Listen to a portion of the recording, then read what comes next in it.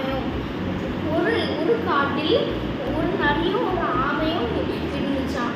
அந்த ஒரு நாள் அந்த ஆமைக்கு ரொம்ப கவலையாக இருந்துச்சான். அதோட ஓடு வச்சு வேகமாக ஓட முடியுமா?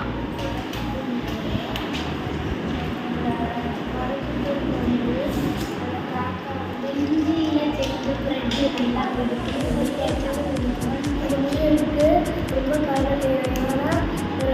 அது